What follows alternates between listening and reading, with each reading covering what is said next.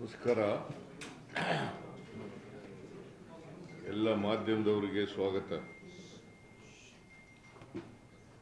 ನಿನ್ನೆ ರಾತ್ರಿವರೆಗೂ ಕೂಡ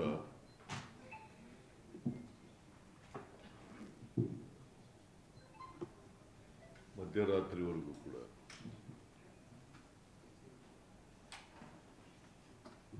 Tata IPL match final ನಡೆದಿತ್ತು ಅಹಮದಾಬಾದ್ನಲ್ಲಿ.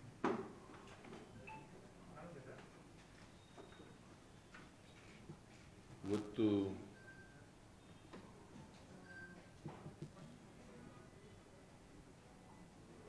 ಆ ವಿಜಯೋತ್ಸವ ಆಚರಣೆ ಮಾಡಲಿಕ್ಕೆ ಕ್ರಿಕೆಟ್ ಅಸೋಸಿಯೇಷನ್ ಅವರು ಕಾರ್ಯಕ್ರಮ ಹಮ್ಮಿಕೊಂಡಿದ್ದರು.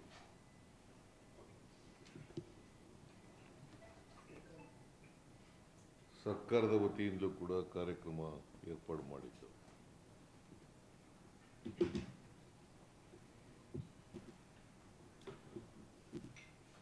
ಅಲ್ಲಿ ಈ ವಿಜಯೋತ್ಸವ ಆಚರಣೆ ಮಾಡ್ತಕ್ಕಂಥ ಸಂದರ್ಭದಲ್ಲಿ ಚಿನ್ನಸ್ವಾಮಿ ಕ್ರೀಡಾಂಗಣದಲ್ಲಿ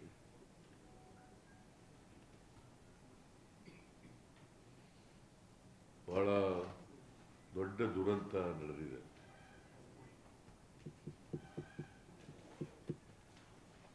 ಜನ ಕಾಲ್ತುಳಿತಕ್ಕೆ ಒಳಗಾಗಿ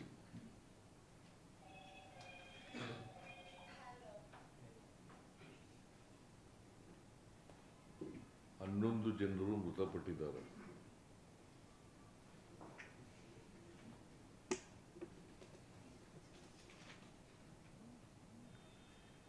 ಮೂವತ್ಮೂರು ಜನರು ನೋವಿಗೆ ಒಳಪಟ್ಟಿದ್ದಾರೆ. ಇಂಜೂರ್ಡ್ 33 ಜನ.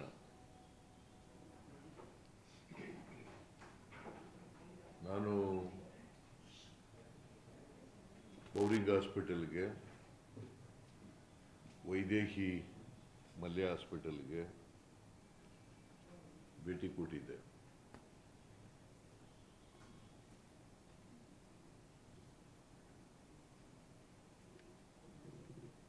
ಈ ಸಂಭ್ರಮ ಆಚರಣೆ ಮಾಡುವಾಗ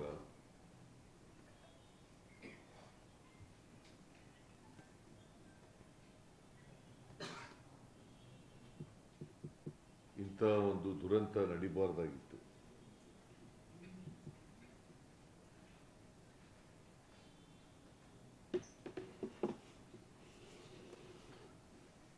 ಸರ್ಕಾರ ಇದಕ್ಕೋಸ್ಕರ ಬಹಳ ದುಃಖವನ್ನು ವ್ಯಕ್ತ ಮಾಡ್ತದೆ.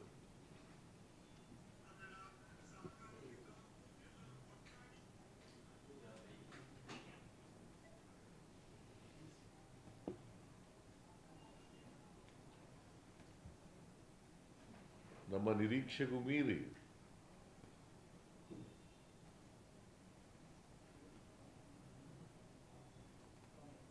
ಜನ, ಅಭಿಮಾನಿಗಳು ಸೇರಿದರು.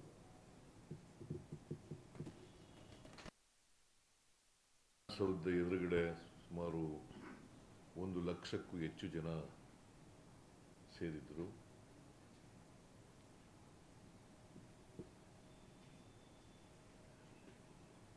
ವಿಧಾನಸೌಧದ ಮುಂದೆ ನಡೆದಂಥ ಸಮಾರಂಭದಲ್ಲಿ ಯಾವುದೇ ಅನಿರೀಕ್ಷಿತ ಘಟನೆ ನಡೆದಿಲ್ಲ, ದುರಂತ ನಡೆದಿಲ್ಲ.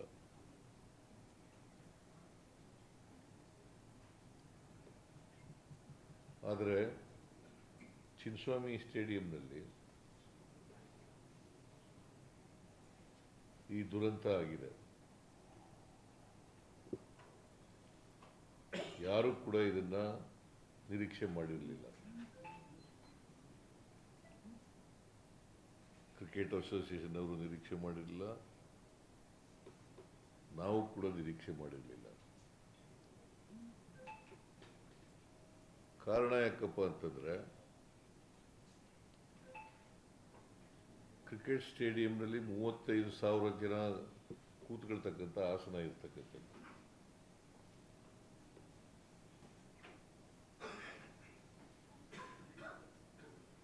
ಕ್ರಿಕೆಟ್ ಸ್ಟೇಡಿಯಂನಲ್ಲಿ, ಚಿನ್ನಸ್ವಾಮಿ ಕ್ರಿಕೆಟ್ ಸ್ಟೇಡಿಯಂನಲ್ಲಿ 35 ಆಸನಗಳಿರ್ತಕ್ಕಂಥ ಸ್ಟೇಡಿಯಂ ಅದು. ಆದರೆ 2-3 ಲಕ್ಷ ಜನ ಬಂದ್ಬಿಟ್ಟಿದ್ದಾರೆ.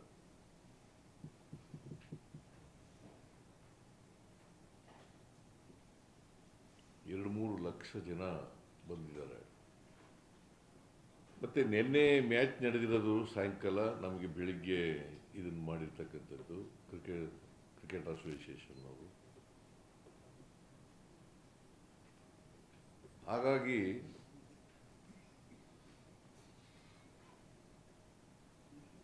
ಯಾರು ಕೂಡ ನಿರೀಕ್ಷೆ ಮಾಡಿರಲಿಲ್ಲ.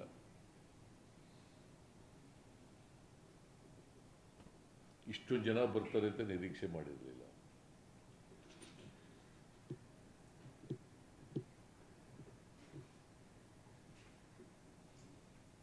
ಸ್ಟೇಡಿಯಂನಲ್ಲಿ ಎಷ್ಟು ಕೆಪಾಸಿಟಿ ಇದೆ ಅಷ್ಟು ಜನ ಬರ್ಬೋದು, ಅದಕ್ಕಿಂತ ಸ್ವಲ್ಪ ಜಾಸ್ತಿ ಜನ ಬರ್ಬೋದು ಅಂತ ನಿರೀಕ್ಷೆ ಇತ್ತು.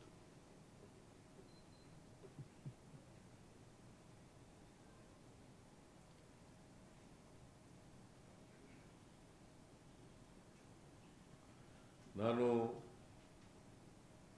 ಸತ್ತ ಕುಟುಂಬದ ವಾರಸುದಾರರಿಗೆ, ಯಾಕಂದರೆ ವಿಶೇಷವಾಗಿ ಹೆಚ್ಚು ಜನ ಸತ್ತಿರೋರು ಎಲ್ಲ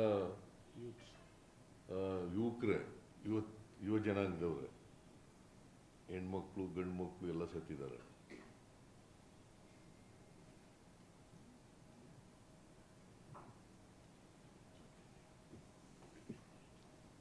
ಹೆಣ್ಮಕ್ಳು ಸತ್ತಿದ್ದಾರೆ, ಗಂಡು ಮಕ್ಕಳು ಸತ್ತಿದ್ದಾರೆ. ಅವರ ಕುಟುಂಬದ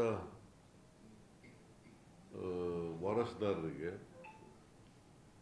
ಸರ್ಕಾರ 10 ಲಕ್ಷ ರೂಪಾಯಿಗಳನ್ನು ಪರಿಹಾರವಾಗಿ ಕೊಡ್ತೀವಿ.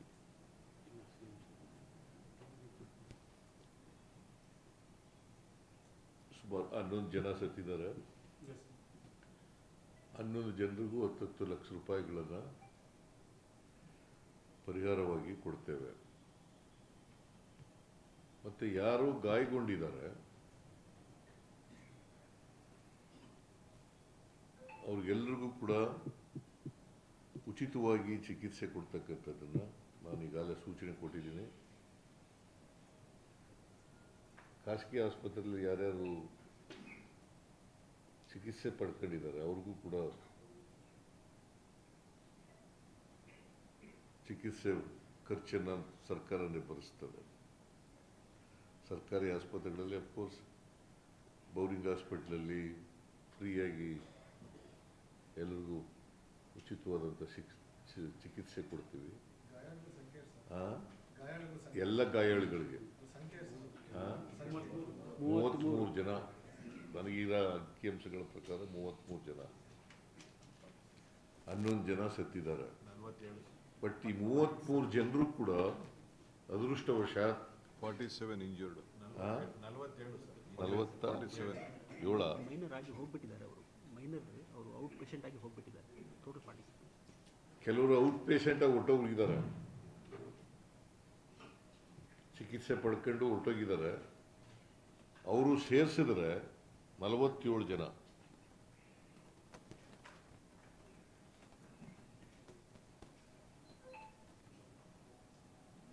ಅವರೆಲ್ಲರೂ ಕೂಡ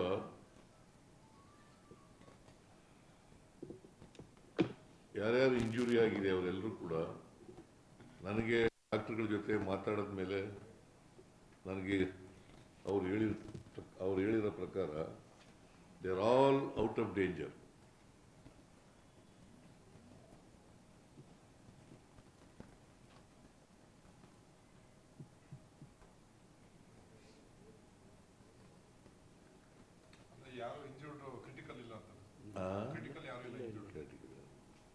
ಆಮೇಲೆ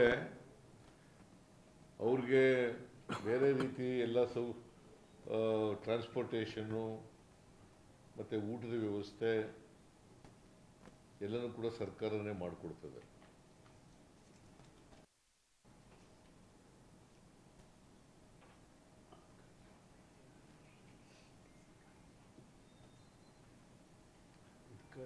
ಇದು ಒಂದು ಅನಿರೀಕ್ಷಿತ ದುರಂತ.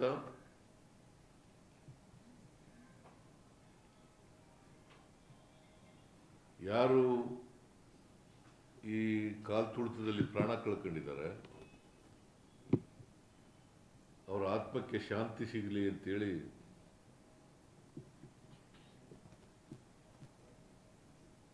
ಸರ್ಕಾರ ಪ್ರಾರ್ಥನೆ ಮಾಡ್ತದೆ. ಅವರ ಕುಟುಂಬ ವರ್ಗದವರಿಗೆ ಬಹಳ ಜನ ಯುವಕ ಯುವತಿಯರು, ಕೆಲವರು ವಿದ್ಯಾರ್ಥಿಗಳು ಕೂಡ ಇದ್ದಾರೆ.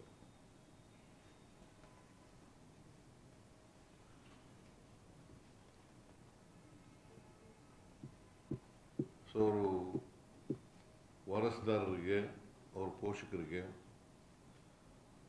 ಅವರ ಸಾವಿನ ದುಃಖವನ್ನು ಭರಿಸ್ತಕ್ಕಂಥ ಶಕ್ತಿ ಕೊಡಲಿ ಅಂತೇಳಿ ದೇವರಲ್ಲಿ ಪ್ರಾರ್ಥನೆ ಮಾಡ್ತೇನೆ. ಜೊತೆಗೆ ಒಂದು ಮ್ಯಾಜಿಸ್ಟ್ರಿಯಲ್ ಎಂಕ್ವೈರಿನೂ ಕೂಡ ಆರ್ಡರ್ ಮಾಡಿದ್ದೀನಿ.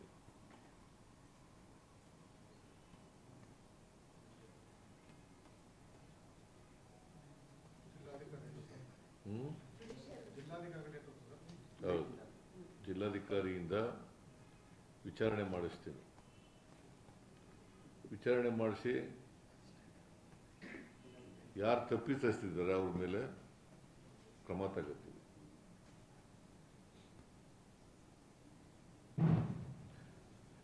ನಾನು ಯಾಕೆ ಹೇಳ್ತಾ ಇದ್ದೀನಿ ಅಂದರೆ, ಇದು ಒಂದು ಅನಿರೀಕ್ಷಿತವಾದಂಥ ಬೆಳವಣಿಗೆ. ಯಾರು ಕೂಡ ಇಷ್ಟೊಂದು ಜನ ಬರ್ತಾರೆ ಅಂತ ನಿರೀಕ್ಷೆ ಮಾಡಿರಲಿಲ್ಲ. ಕ್ರಿಕೆಟ್ ಅಸೋಸಿಯೇಷನ್ ಅವರು ನಿರೀಕ್ಷೆ ಮಾಡಿರಲಿಲ್ಲ, ನಾವು ನಿರೀಕ್ಷೆ ಮಾಡಿರಲಿಲ್ಲ, ಯಾರು ಕೂಡ ನಿರೀಕ್ಷೆ ಮಾಡಿರಲಿಲ್ಲ. ಭದ್ರತಾ ವೈಫಲ್ಯ ಅಂತ ತಮಗೇನು ಅನ್ಸಲ್ಲ? ಘಟನೆಗೆ ಭದ್ರತಾ ವೈಫಲ್ಯ ಕಾರಣ ಅಂತ ಏನು ಭದ್ರತೆ ವೈಫಲ್ಯ? ನೀನು ವಿರೋಧ ಪಕ್ಷದವ್ರ ಥರ ಮಾತಾಡ್ತೀಯಲ್ಲ. ನೋಡಪ್ಪ, ಹೇಳ್ರಿ ಇಲ್ಲಿ.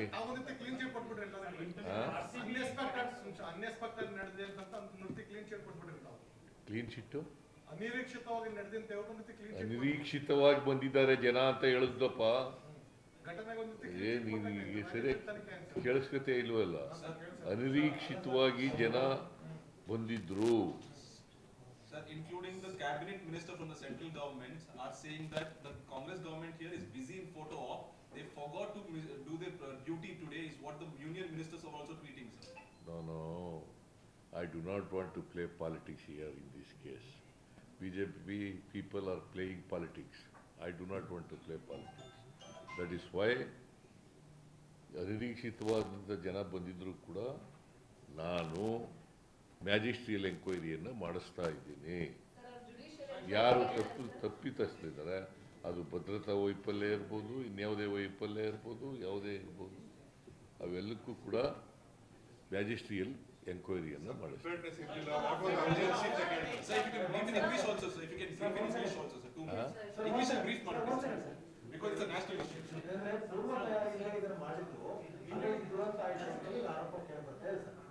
ಪೂರ್ವ ತಯಾರಿಯಿಂದ ಈ ಕಾರ್ಯಕ್ರಮದ ಆಯೋಜನೆ ಮಾಡಲಾಯಿತು, ಹಾಗಾಗಿ ದುರಂತ ಆಯಿತು ಅಂತ ಹೇಳಿ ಆರೋಪ ಸರ್ಕಾರದ ಆರೋಪ ಕೇಳಿ ಬರ್ತಾರೆ. ನಾನು I do not want to defend the incident, the tragedy so happened. I do not want to defend. I do not want to play politics in this. Our government is not going to play politics in this. See, let us see the outcome of the magisterial report. I will give 15 days time.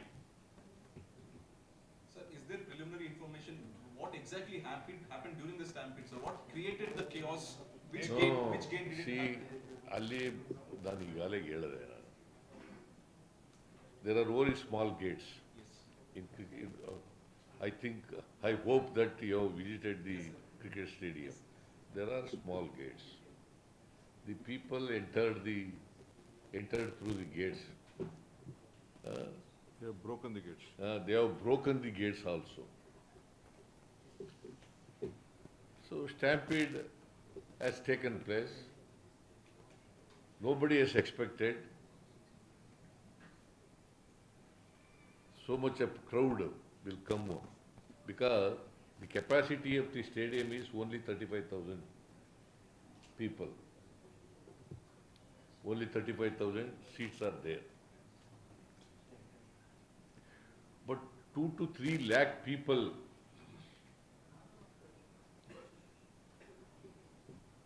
have come to participate in the celebration.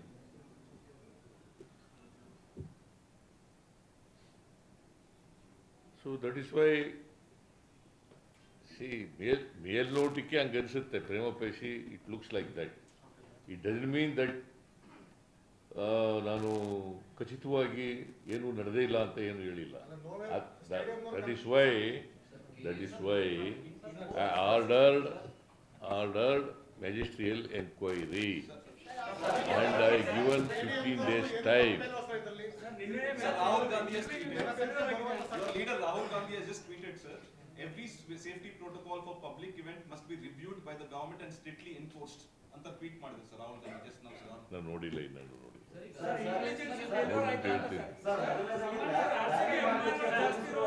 ಒಬ್ರು ಮಾತಾಡ್ರಿ, ಮಾತಾಡ್ತಾ ಇದ್ದಾರೆ ತಾಳಪ್ಪ. Rally ಮಾಡಲಿಕ್ಕೆ ಪೊಲೀಸರು ಬೇಡ ಅಂತ ಹೇಳಿದ್ರು ಅನ್ನೋ ಕಾರಣಕ್ಕೆ ಮಾಡಲಿಲ್ಲ ಅನ್ನೋದು ಸರ್. ಅದೇ ರೀತಿ ಗ್ರ್ಯಾಂಡ್ ಸ್ಟೆಪ್ ಮೇಲೆ ಕೂಡ ಕಾರ್ಯಕ್ರಮ ಬೇಡ ಅಂತ ಪೊಲೀಸರು ಹೇಳಿದ್ರು. ಬೆಂಗಳೂರು ಸಿಟಿ ಕಮಿಷನರ್ ಅಲ್ಲಿ ಬೇಡ ಅನ್ನುವಂಥದ್ದನ್ನ ಹೇಳಿದ್ರು. ಯಾರು? ಬೆಂಗಳೂರು ಸಿಟಿ ಕಮಿಷನರ್ ಅವರು. ಇಲ್ಲ, ನಿಮ್ಗೆ ಯಾರು ಹೇಳಿದ್ರು? ಡಿ ಸಿ ಹೇಳಿದ್ರ ಹಂಗೆ ನಿಮ್ಗೆ? ಅಲ್ಲ, Mysuru D C, Bengaluru D C ಹೇಳಿದ್ರ ಹಂಗೆ ನಿಮ್ಗೆ? ಮತ್ತೆ ಯಾರು ಹೇಳಿದ್ರು? ಮತ್ತೆ ಯಾರು ಹೇಳಿದ್ರಿ? ಯಾರು ಹೇಳಿದ್ರಪ್ಪ ನಿಮ್ಗೆ? ನೀವು ಇನ್ಫಾರ್ಮೇಶನ್ ಎಲ್ಲಿಂದ ಬಂತಪ್ಪ? ಹಿರಿಯ ಯಾವ ಅಧಿಕಾರಿಗಳು ಕೂಡ ಹೇಳಿಲ್ಲ. ಇದು ಮಾಡ್ಬೇಕು. See, it is cricket association which arrange the programme ಅಲ್ವಾ? ನಮಗೇನು ಹೇಳಿಲ್ಲ ಅದನ್ನ. ನಾವು ಇಲ್ಲಿ ಅರಮನೆ ಅಲ್ಲಿ ಅಂತಂದ್ರೆ ವಿಧಾನಸೌಧ ಮುಂದ್ಗಡೆ ಮಾಡಿದ್ದು. ಅಲ್ಲೇನಾರು ಆಗಿದೆಯಾ? ಇಲ್ಲ ಅಲ್ವಾ? ಅಲ್ಲಿ ಸುಖಾಂತ್ಯವಾಗಿ ನಡೆದಿದೆ. ಬಟ್ ಕ್ರಿಕೆಟ್ ಸ್ಟೇಡಿಯಂನಲ್ಲಿ ಆಗ್ತದೆ ಅಂತೇಳಿ ನಮಗೇನು ಗೊತ್ತಾಗಲಿಲ್ಲ. ನಾನು ಹೋಗುವುದಿಲ್ಲ ಅಲ್ಲಿ.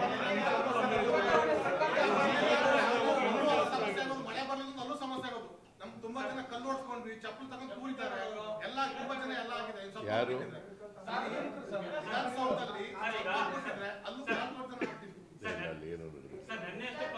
ಸುಮ್ಮನೆ ನೀವೆಲ್ಲ ಅಲ್ಲಿ ಅಲ್ಲೋ ಇದ್ರಲ್ಲಪ್ಪ, ನೀವೆಲ್ಲ ಅಲ್ಲೇನು ನಡೀತು? ನನಗೆ ಗೊತ್ತಿರೋ ಮಟ್ಟಿಗೆ ಏನೂ ನಡೆದಿಲ್ಲ ಅಲ್ಲಿ. ನನಗೆ ಗೊತ್ತಿರೋ ಮಟ್ಟಿಗೆ, ನನಗಿರೋ ಇನ್ಫಾರ್ಮೇಶನ್ ಪ್ರಕಾರ ಏನೂ ನಡೆದಿಲ್ಲ.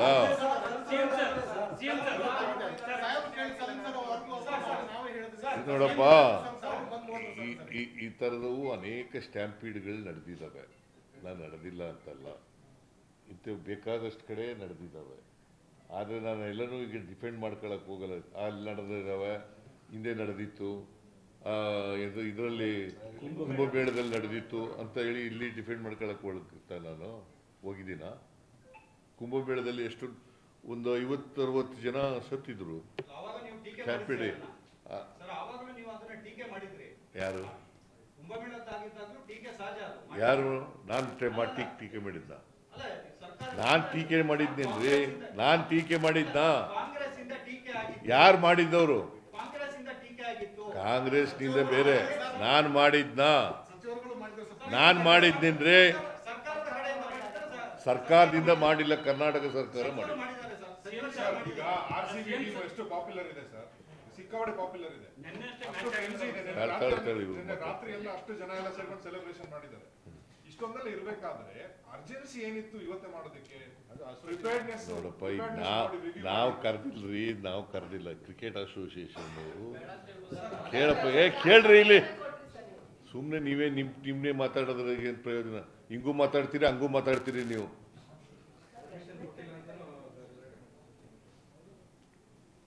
ನಾವು ಕರೆದಿರಲಿಲ್ಲ, ಕ್ರಿಕೆಟ್ ಅಸೋಸಿಯೇಷನ್ ಅವ್ರು ಕರೆದಿದ್ರು.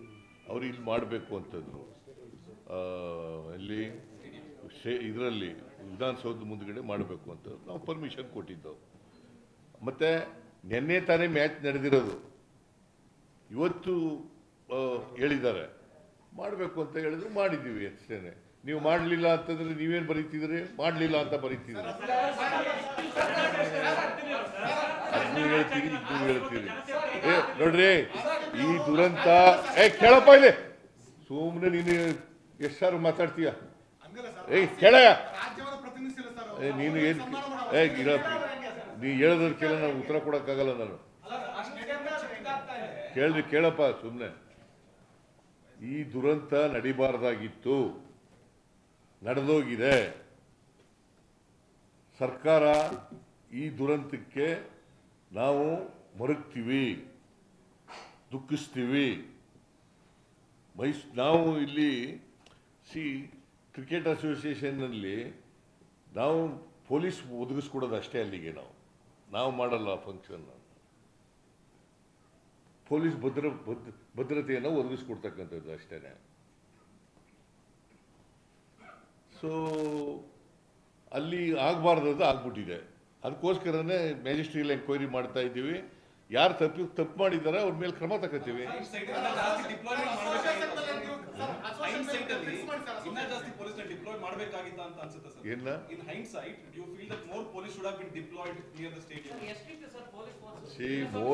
more police people, the entire police people available in Mysore city, they are deployed.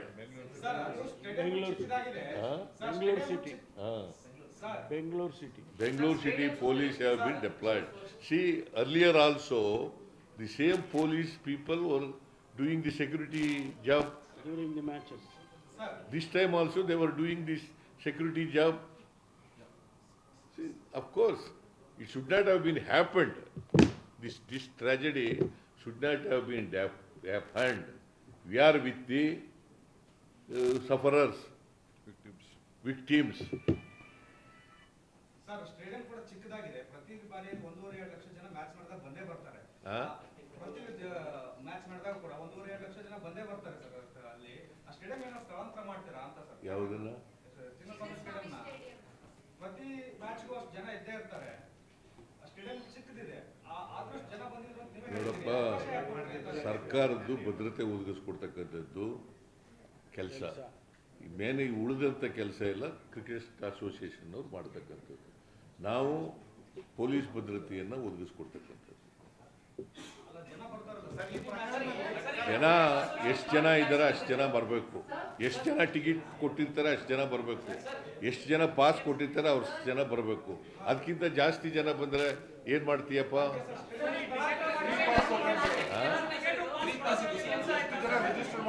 Free pass ಕೊಡಲ್ಲ ಎಷ್ಟು ಟಿಕೆಟ್ ಎಷ್ಟು ಸೀಟ್ಗಳಿದ್ದಾವೆ ಅಷ್ಟೇ ಟಿಕೆಟ್ ಅಷ್ಟೇ ಪಾಸ್ಗಳು ಕೊಡೋದು ಅಷ್ಟೇ ಟಿಕೆಟ್ಗಳು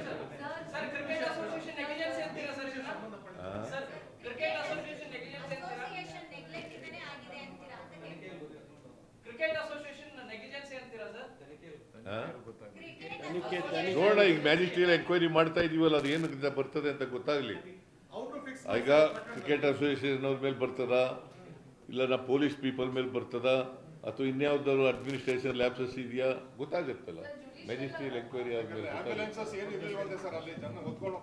ಈ ಮ್ಯಾಜಿಸ್ಟ್ರಿಯಲ್ ಎಂಕ್ವೈರಿ ಆಗಕ್ಕೂ ಮುಂಚಿತವಾಗಿ ನಾನೇ ಎಲ್ಲನೂ ಹೇಳ್ಬಿಟ್ಟು ಈಗಲೇ ಕೂತ್ಕೊಂಡು ಹೇಳಿ ಅಂತಂದ್ರೆ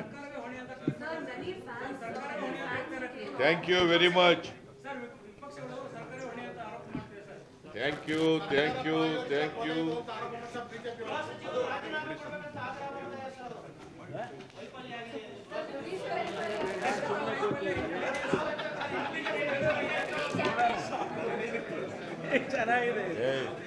ನೋಡಪ್ಪ it is unexpected tragedy nobody has expected this we do not know the crowd would be 3 to 4 lakhs. The capacity of the stadium was only 35,000. 7-3 lakh ಜನ ಬಂದಿದ್ದಾರೆ ಅದು ತಪ್ಪು ಯಾರದೇ ಆಗಿರಲಿ ಅದಕ್ಕೆ ಮ್ಯಾಜಿಸ್ಟ್ರಿಯಲ್ ಎಂಕ್ವೈರಿ